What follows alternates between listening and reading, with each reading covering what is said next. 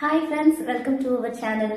So இன்னைக்கு வீடியோ எதை பற்றின நீங்கள் பார்க்கும்போதே ஒரு சின்ன டிஃப்ரென்ஸ் இருக்கும். என் ஹேர் வந்துட்டு ஸ்ட்ரைட்டாக இருக்கும். இப்போ நான் வந்து ஹேர் ஸ்மூத்தனிங் பண்ணியிருக்கிறேன்.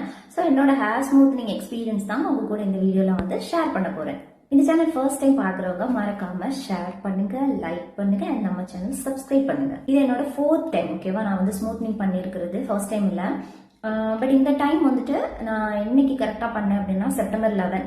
ஸோ நான் ஆல்ரெடி நேச்சுரல்ஸ்ல எல்லாம் ஃபோன் பண்ணி கேட்டிருந்தேன். அங்கெல்லாம் கேட்டுட்டு வந்துட்டு என்ன சொல்றது, அமௌண்ட் வந்து ரொம்ப அதிகமாக இருந்துச்சு. ஸ்டார்டிங்கே வந்துட்டு ஒரு 8,000ல இருந்தது. 8,000 ப்ளஸ் ஜிஎஸ்டின்னு சொன்னனால நான் அங்கே வேண்டாம், வேற பார்லரில் பார்த்துக்கலாம் அப்படின்னு விட்டுட்டேன்.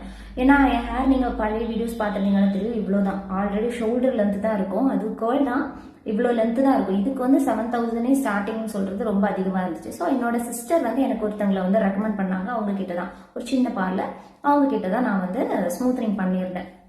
வீட்டுக்கு வந்து ஹோம் சர்வீஸ் கொடுக்குறேன் அப்படின்னு சொன்னனால இன்னும் ஹாப்பி ஆயிட்டேன். ஏன்னா வீட்டுக்கு எங்கேயும் அலைய வேணாமே. ஏன்னா அது ஸ்மூத்னிங் எல்லாம் பண்ணிட்டு திருப்பி பஸ்ல டிராவல் பண்ணி வரும்போது ரொம்ப காத்துலலாம் ஏர் பறந்துச்சுன்னா கண்டிப்பா அது வந்து செட் ஆகாது. ஃபர்ஸ்ட் டேவே அந்த மாதிரி இருந்துச்சு. அப்போ நானும் ஓகே, நல்ல விஷயம் தான், வீட்டுக்கே வரட்டும் அப்படின்னு சொல்லிட்டு ஓகே பண்ணிட்டேன். செப்டம்பர் 11 வந்து வீட்டுக்கு வந்து ஸ்மூத்னிங் பண்ணி விட்டாங்க.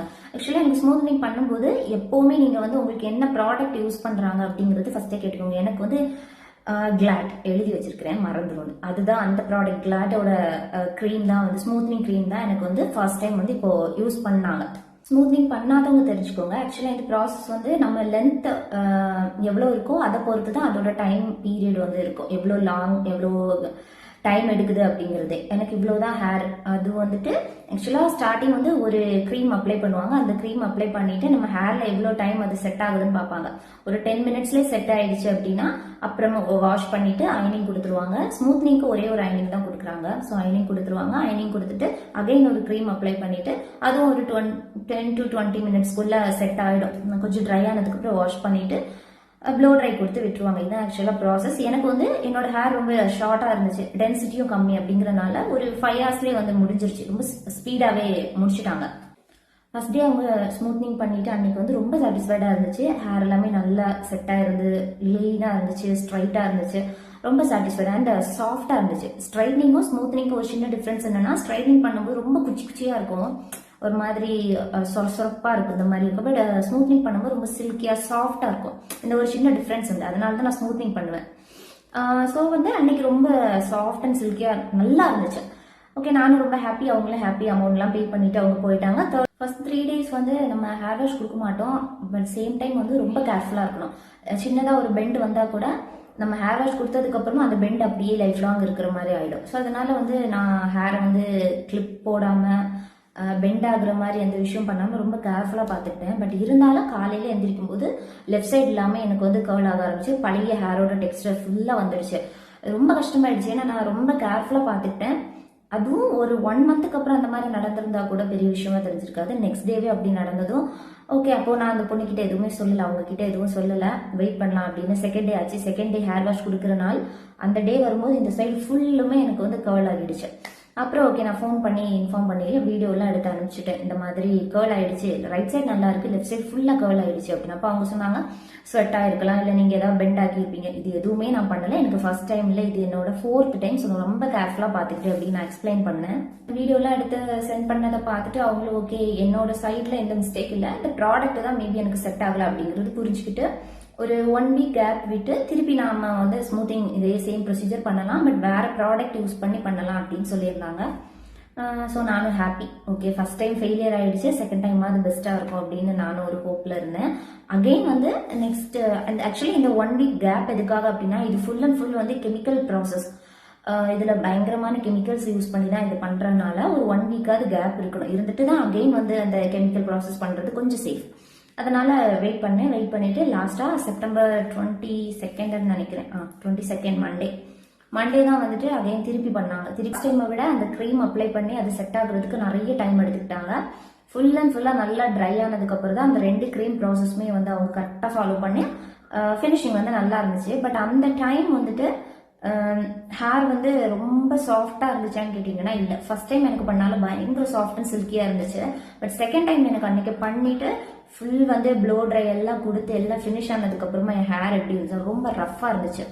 லைக் ஒரு தேங்காய் நார் இருக்கும்ல அந்த மாதிரி தான் இருந்துச்சு. மெயினாக ஒரு டிசப்பாயின்மெண்ட் என்ன இருந்துச்சு அப்படின்னா, அவங்க என்கிட்ட வேற ப்ராடக்ட் யூஸ் பண்ணுறேன் செகண்ட் டைம் அப்படின்னு சொன்னாங்க. பட் அவங்க அந்த சொன்ன வார்த்தை வந்து காப்பாற்றல. நான் லாஸ்ட் என்னோட ப்ராசஸ் எல்லாம் முடிஞ்சதுக்கு அப்புறமா தான் நான் பார்த்தேன் அவங்க எனக்கு என்ன ப்ராடக்ட் யூஸ் பண்ணாங்க, அதோட நேம் என்னன்னு தெரிஞ்சுக்கலான்னு. அவங்க என்கிட்ட சொன்ன அந்த ப்ராடக்ட் வந்து அவங்க யூஸ் பண்ணல. அகைன் எனக்கு கிளாட்டோட ஸ்மூத்தனிங் க்ரீம் அண்ட் அந்த 2 க்ரீம் தான் வந்து எனக்கு யூஸ் பண்ணியிருந்தாங்க. அது எனக்கு ரொம்ப டிசப்பாயின்மெண்ட் இருந்துச்சு. ப்ராடக்ட்டோ செகண்ட் டைமும் அவங்க நமக்காக மெனக்கிட்டு இவ்வளோ விஷயம் ரிஸ்க் எடுத்திருக்காங்க. அதனால வந்து ஏன் நீங்க இந்த ப்ராடக்ட் யூஸ் பண்ணீங்க அப்படின்லாம் கேட்டு அது ஒரு ஃபைட் பண்றதுக்கு நான் போகல. அண்ட் ஹேர்மே ரொம்ப ரஃபா இருந்துச்சு. அதை பத்தியுமே எந்த எக்ஸ்பிளனேஷன் நான் கேட்கல. நான் வீட்டுக்கு வந்துட்டு சீரம் எல்லாம் நிறைய அப்ளை பண்ணேன். அப்போ கூட நான் மேபி ஒரு 3 டேஸ் ஹேர் வாஷ்க்கு அப்புறம் வந்து கொஞ்சம் சாஃப்டா சில்கியா இருக்கலாம் அப்படின்னு நினைச்சேன். பட் உங்களுக்கே பார்த்தா தெரியும், எதுவும் ஒரு அவ்வளோ ஒரு சாஃப்ட் ஒரு சில்கியா இருந்த மாதிரி ஒரு ஹேர் இல்லை. ரொம்ப சொரசொரன்னு இருக்கும் என் ஹேர், அந்த மாதிரி ஆயிடுச்சு. பட் ஃப்ரண்ட் சைடு மட்டும்தான் அந்த மாதிரி இருக்கு. 2 சைடு இந்த ஃப்ரண்ட்ல மட்டும்தான் ரொம்ப சொரசொரன்னு ஆயிடுச்சு. பேக் வந்து கொஞ்சம் சாஃப்டா இருக்கு. என்னோட ஹேருக்கு வந்து எவ்வளோ அமௌண்ட் நான் ஸ்பெண்ட் பண்ணேன் அப்படின்னா 3,500 rupees தான் வந்து ஸ்பெண்ட் பண்ணேன். இது கம்மியெல்லாம் கிடையாது. ஏன்னா ரீசெண்டாக அப்லோட் பண்ண வீடியோஸ் நீங்கள் பார்த்துருந்தீங்கன்னா உங்களுக்கே தெரியும் இவ்வளோ ஹேர் தான் இருக்கும். அதுவும் ரொம்ப கேர்லாக தான் இருக்கும். இவ்வளோ லென்த்துக்கு வந்து இந்த அமௌண்ட் கரெக்டான அமௌண்ட் தான். ஏன்னா நான் ஃபர்ஸ்ட் டைம் வந்து சென்னையில் பண்ணியிருக்கிறேன். சென்னையில் பண்ணும்போது எனக்கு இந்த அளவு லென்த் இருந்துச்சு. அப்போவே அவ்வளோ லென்த் இந்த ஹேர்க்கே நான் 4,000 தான் வந்து என்கிட்ட சார்ஜ் பண்ணாங்க. ஸோ இந்த அமௌண்ட் வந்து கரெக்டான ஒரு அமௌண்ட் தான். பட் இருந்தாலும் ஓகே, 2 டைம்ஸ் பண்ணிட்டாங்களே, திருப்பி போயிட்டு என்ன நம்ம ஏதாவது நெகட்டிவ் சொல்லணும், இனி என்ன ஆனாலும் நம்மளே இதை மெயின்டைன் பண்ணி பார்த்துக்கலாம் அப்படின்னு சொல்லிட்டு ரொம்ப கேர்ஃபுல்லாக இருந்தேன். சின்ன ஒரு பெண்டு கூட ஃபர்ஸ்ட் டைம் இருந்ததை விட இந்த டைம் சின்ன ஒரு பெண்டு கூட ஆகாம ரொம்ப கேர்ஃபுல்லாக பார்த்துக்கிட்டேன். நீங்க ஸ்மூத்தனிங் பண்ணியாச்சுன்னா ஸ்மூத்னிங் அண்ட் ஸ்ட்ரைட்டிங் இந்த 2ல எதுவாக இருந்தாலும் நீங்க வந்துட்டு அதுக்கப்புறமா நீங்க என்னென்ன கேர்ஃபுல்லாக இருக்கணும் அப்படின்னா ஹேர் பெண்டாக பார்த்துக்கணும். அது மெயினான ஒரு விஷயம். முடிஞ்ச வரைக்கும் வந்து ஃப்ரீ ஹேர்ல இருக்கிற மாதிரி பார்த்துக்கோங்க. அப்படி இல்லை ஃப்ரீ ஹேர் இருக்க முடியாது அப்படின்னா அந்த ஃபர்ஸ்ட் 3 டேஸ் வந்து ஹேரை இப்படி டைப் பண்ணாம இருக்க பாருங்க. அதுக்கப்புறம் ஃபர்ஸ்ட் வாஷ் முடிச்சதுக்கு அப்புறமா ஒரு சின்ன கிளிப் வேணா யூஸ் பண்ணிக்கோங்க. மற்ற மாதிரி இந்த ஹேர் பேண்ட் போட்டு ரொம்ப டைட்டா இருக்கலாம் வச்சுக்கிட்டீங்கன்னா அந்த பிளேஸ் மட்டும் வந்து ஃபுல்லா பெண்ட் ஆகிடும். அப்புறமா நீங்க எப்போவாது ஹேர் வந்து ஃப்ரீ ஹேர் விட்டா கூட அந்த அவ்வளோ இடமும் பெண்ட் ஆகி அசிங்கமா இருக்கும். ஸோ அது பண்ணாதீங்க. செகண்ட் முக்கியமான விஷயம், எல்லா ஷாம்பு கண்டிஷனர் வந்து நம்மளால யூஸ் பண்ண முடியாது. அது அந்த மாதிரி யூஸ் பண்ண ஆரம்பிச்சிட்டோம்னா ஆல்ரெடி கெமிக்கல் யூஸ் பண்ணி நமக்கு ஸ்மூத்னிங் பண்றாங்க. அகைன் ஏதோ ஒன்று வந்து யூஸ் பண்ணா அந்த ப்ராசஸ் சட்டுன்னு போயிடும். ஸோ அதனால வந்து கூகுள் பண்ணி பார்த்தீங்கனாலே உங்களுக்கு நிறைய ஷாம்பு கண்டிஷனர் பிராண்ட் வந்து உங்களுக்கு தெரியும். ஸ்மூத்னிங் ஸ்ட்ரைட்னிங்காக யூஸ் பண்ற ஷாம்பூஸ் அண்ட் கண்டிஷனர். இப்போ உங்களுக்கு அது தெரியாது அப்படின்னா நான் யூஸ் பண்றது உங்களுக்கு சொல்றேன். நான் யூஸ் பண்ற பிராண்ட் வந்து என்னன்னு பாத்தீங்கன்னா பயோலாஜோடது. பயோலாஜ் த ஷாம்பு அண்ட் கண்டிஷனர். இது 2 மட்டும் வந்து இதுதான் யூஸ் பண்ணணுமா அப்படின்னு இல்லை. இது மாதிரி நிறைய பிராண்ட் வந்துட்டு இருக்கும். அதுல வந்துட்டு நீங்க செலக்ட் பண்ணி உங்களால எந்த அளவுக்கு காஸ்ட்லியா வாங்க முடியுமோ காஸ்ட்லியா வாங்கிக்கோங்க. இல்ல சீப் அண்ட் பெஸ்டா வாங்கணும்னா இது வந்து ரொம்ப பெஸ்ட்னு நான் சொல்லுவேன். ஏன்னா நான் இந்த 4 டைம்ஸ்மே ஸ்மூத்னிங் பண்ணதுக்கு அப்புறமா இந்த ப்ராடக்ட் தான் யூஸ் பண்ணேன். ரிசல்ட்டுமே வந்து நல்லா இருக்கும். ஹேர்மே இது யூஸ் பண்ணா திரும்ப ரொம்ப ரஃபாலாம் ஆகாது, ரொம்ப நல்லாவே இருக்கும். இதோட பிரைஸ், ஷாம்போட பிரைஸ் என்னன்னு பாத்தீங்கன்னா 260 rupees அண்ட் கண்டிஷனர் வந்து 215. ரொம்ப ரீசனபிளான பிரைஸ் தான், அதிகமெல்லாம் இல்லை. நீங்க வந்து ரொம்ப வந்துட்டு நல்ல பெஸ்ட் ப்ராடக்ட் தான் வேணும் அப்படின்னா கூகுள் பண்ணி பார்த்துட்டு ரொம்ப காஸ்ட்லியான ப்ராடக்ட்ஸ்மே இருக்கும், அது மாதிரி யூஸ் பண்ணி. ஷாம்பு கண்டிஷனர் வந்து எவ்வளவு முக்கியமோ ஸ்மூத்னிங் ஆஃப்டர் ஸ்மூத்னிங் வந்துட்டு அது மாதிரி முக்கியமான ஒரு விஷயம் வந்து ஹேர் சீரம். நான் ஹேர் சீரமும் வந்து பயோலாஜோட பிராண்டு தான் வந்து யூஸ் பண்ணிட்டு இருக்கிறேன். இது ஒரு நல்ல பிராண்ட் தான். ஸோ நீங்க தாராளமா வந்து ட்ரஸ்ட்ஃபுல்லா வந்து இது யூஸ் பண்ணலாம், நல்லா இருக்கும்.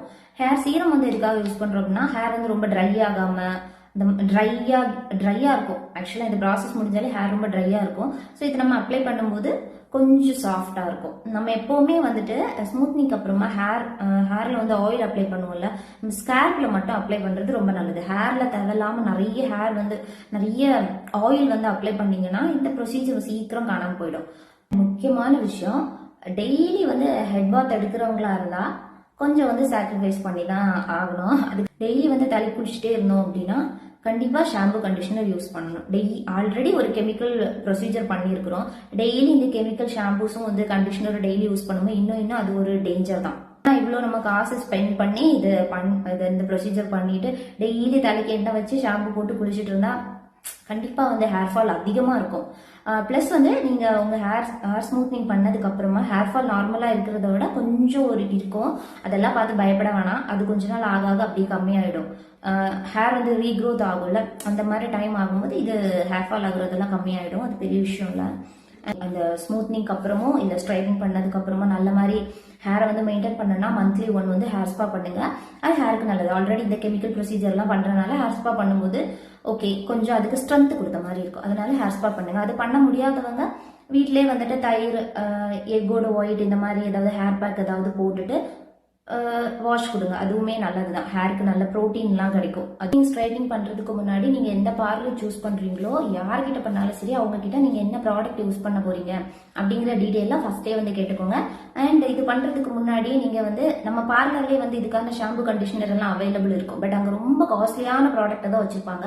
அதை வாங்குறதுக்கு பதிலாக இந்த மாதிரி சீப் அண்ட் பெஸ்டான ப்ராடக்ட் எல்லாமே நமக்கு ஃபிளிப்கார்ட்ல இல்ல ஆன்லைன்லேயே கிடைக்கும். அந்த மாதிரி பிஃபோர் ஒரு அது ஸ்மூத்னிங் இன்னைக்கு பண்றீங்கன்னா ஒரு 4 நாள் முன்னாடி அதெல்லாம் வாங்கி வச்சுக்கோங்க. ஏன்னா ஸ்மூத்னிங் முடிச்சு 3 டேஸ்லயே வந்து ஹேர் வாஷ் கொடுக்கணும். அந்த ஹேர் வாஷ் அப்போ நம்ம இந்த ஷாம்பு கண்டிஷனர் தான் கண்டிப்பா யூஸ் பண்ணணும். அதனால வாங்கி வச்சுக்கோங்க. அண்ட் ப்ராடக்ட் வந்து என்ன யூஸ் பண்றாங்கன்னு பாருங்க. உங்களுக்கு ரொம்ப பெஸ்டான ப்ராடக்ட் தான் வேணும் அப்படின்னா கண்டிப்பா வந்து நீங்க செலக்ட் பண்ற பார்லர்ல காஸ்ட் வந்து அதிகமா சார்ஜ் பண்ணுவாங்க. அது உங்களால அஃபோர்ட் பண்ண முடியும்னா கண்டிப்பா நீங்க வந்து பண்ணிக்கோங்க. பட் இந்த மாதிரி என்ன மாதிரி பண்ணணும், கொஞ்சம் காசு கம்மியா பண்ணணும் அப்படின்னா இந்த மாதிரி பிராண்ட் தான் வந்து நமக்கு கண்டிப்பா சஜஸ்ட் பண்ணுவாங்க. தலை ஃபுல்லா எண்ணெயை ஊத்திட்டு ஒரு கொண்டையும் போட்டுக்கிட்டு அந்த மாதிரிலாம் இருக்காதீங்க. எண்ணெய் வைக்கிறது நல்ல விஷயம் தான். எண்ணெய் வச்சுட்டு ஒரு 1/2 hour நல்ல ஹெட் மசாஜ் மட்டும் ஸ்கேல்ப் மட்டும் கொடுத்துட்டு அண்ட் கொண்டை எதுவுமே போடாம ஹேர் எப்பவுமே அப்படியே இறுக்கி பிடிச்சி கட்டாம ஹெட் பாத் இந்த ஷாம்பு கண்டிஷனர் யூஸ் பண்ணி ஹெட் பாத் கொடுத்து இந்த மாதிரி மெயின்டைன் தூங்கும் போது கொஞ்சம் கேர்ஃபுல்லாக பார்த்துக்கிட்டிங்கன்னா ஒரு 6 months மேலவே வந்துட்டு நல்ல மாதிரி ஹேர் மெயின்டைன் ஆகும். இது என்னோட எக்ஸ்பீரியன்ஸ். பிகாஸ் நான் 3 times முன்னாடி பண்ணியிருக்கிறேன். நான் இப்படி தான் மெயின்டைன் பண்ணியிருக்கிறேன். நீங்களும் இந்த மாதிரி மெயின்டைன் பண்ணீங்கன்னா உங்களுக்கு ரிசல்ட் நல்லாவே இருக்கும். ஸோ எனக்கு இப்போ ஓகே இந்த ரஃபாக இருக்குது, அது மட்டும் தான் எனக்கு பெரிய நெகட்டிவ்.